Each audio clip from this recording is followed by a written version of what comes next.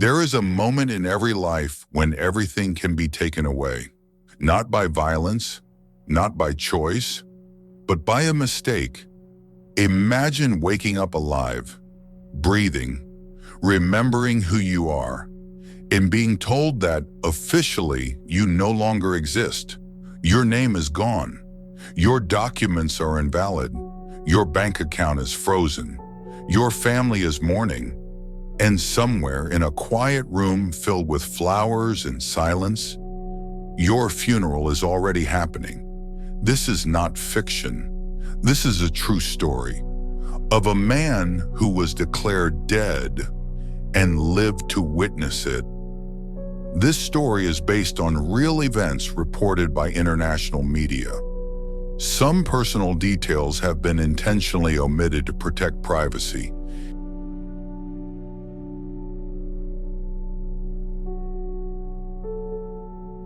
There are many ways a man can disappear from the world.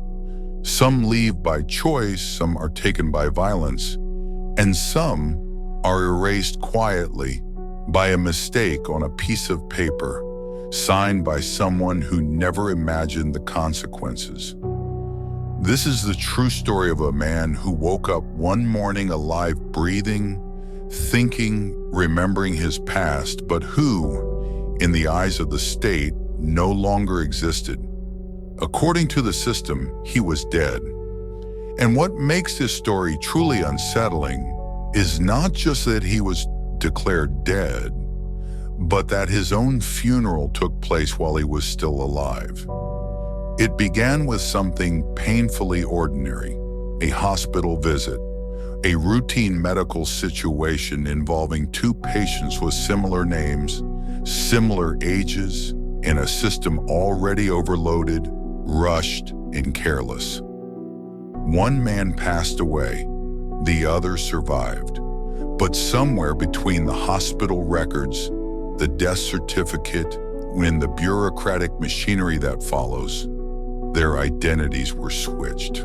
The living man was recorded as deceased, and from that moment on, a chain of irreversible events was set in motion.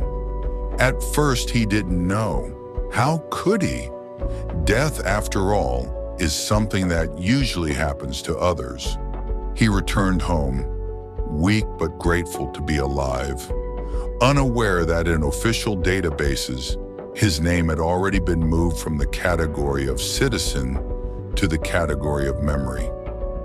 His bank accounts were flagged. His health insurance was terminated.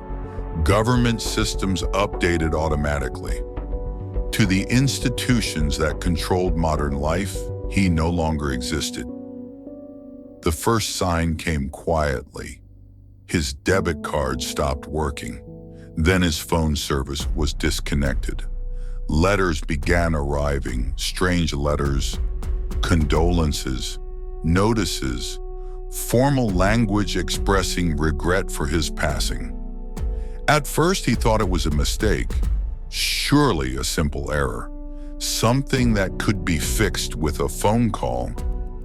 But when he contacted the authorities, the response was cold, mechanical, and terrifyingly final. According to the records, he was dead. Imagine that moment. You are standing there, holding your own documents, your own memories, your own beating heart, and yet being told that none of it matters. That a system has already decided your fate, that you are no longer a person, but a clerical error. His family was informed, not by him, but by official channels. They mourned, they cried, they made arrangements.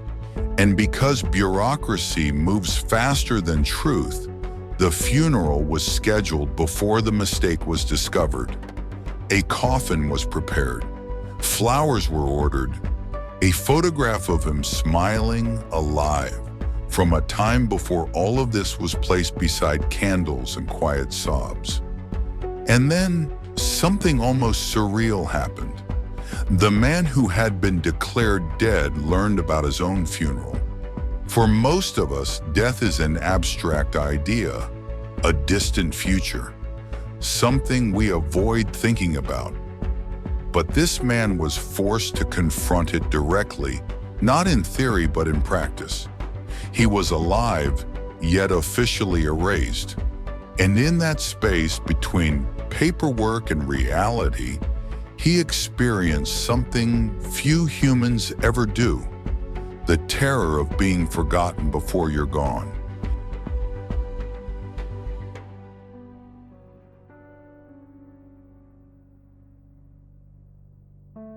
Once a person is declared dead, the world does not simply pause and wait for corrections. It moves on. Systems do not fill doubt. Databases do not question reality.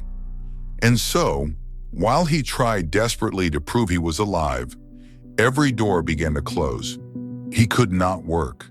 His employer, bound by legal obligations, had received confirmation of his death. Payroll was stopped. Contracts were terminated. From one day to the next, he became unemployable, not because of illness or age or performance, but because legally, a dead man cannot work. He could not access health care. The same hospital system that mistakenly declared him dead now refused to treat him because his insurance no longer existed. Think about that for a moment. A medical error had erased his right to medical care.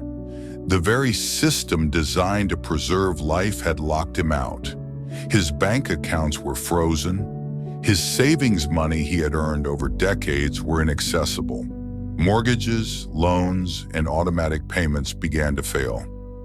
Debt notices arrived addressed to the estate of his own name. He was watching his life collapse in real time, powerless to stop it. And perhaps the most painful loss was not financial, but personal.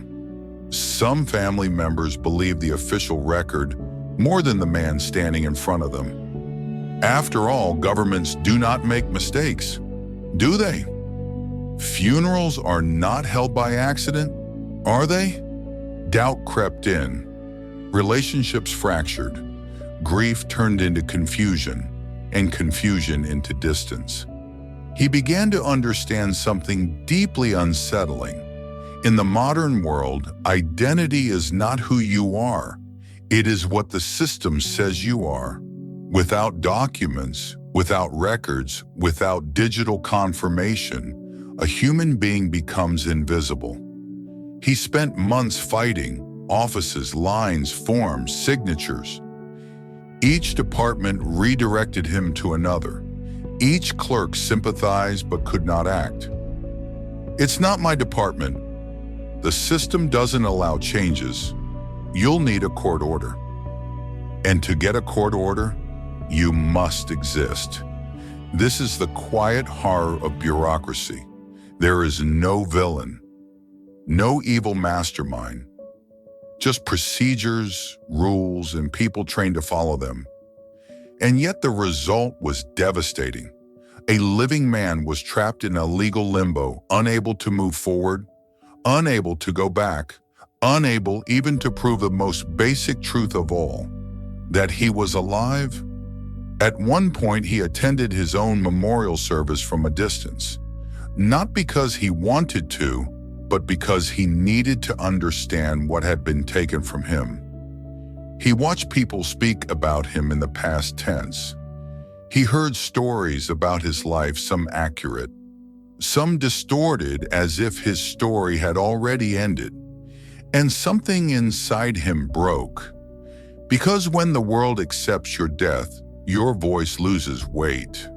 Your protest sounds like denial. Your existence becomes inconvenient.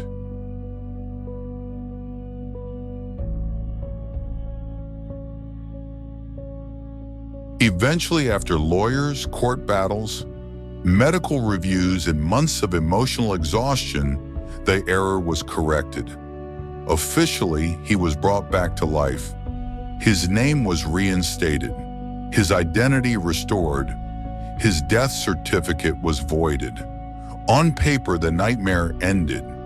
But the man who emerged was not the same one who entered, because once you have been erased, you never fully trust the world again. You understand how fragile your place in society really is, how quickly everything you work for, your name, your rights, your dignity, can vanish without warning. This story resonates deeply with people over 40 for a reason. At that stage of life, identity is no longer just potential, it is history. It is built from decades of work, family, struggle, and memory. To imagine losing all of that, not through death, but through error, is profoundly disturbing. It forces uncomfortable questions. What defines us? Is it our body, our memories, or a line in a database? We like to believe that we are seen, counted, recognized, that our existence is undeniable. But this story proves otherwise. In the modern world, existence is conditional. It depends on systems working correctly. And when they fail, the consequences are not abstract, they are deeply human. This man survived something worse than death in many ways, because death is final. But being declared dead while alive means watching your life dismantled piece by piece, with no certainty of recovery.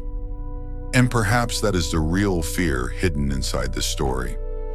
Not the mistake itself, but the realization that it could happen to anyone. To you, to me, to someone you love. A typo, a rushed signature, a moment of inattention. So the next time you hear someone say, "It's just paperwork," remember this story. Remember the man who attended his own funeral. Remember how thin the line is between being someone and being no one. Because in the end, the most frightening thought is not that we will die, but that we might disappear long before we do.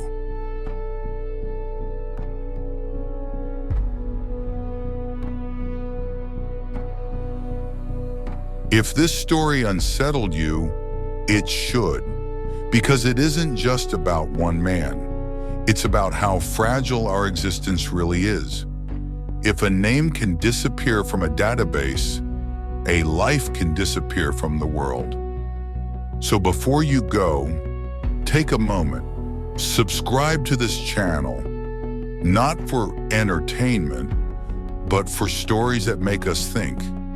Stories that remind us who we are and how easily that can be taken away. Leave a comment below. Tell us what identity means to you and what you would do if the world declared you gone. And if you know someone who believes that it's just paperwork, share this story with them, because sometimes the most important stories are the ones that refuse to let us forget that we are still alive.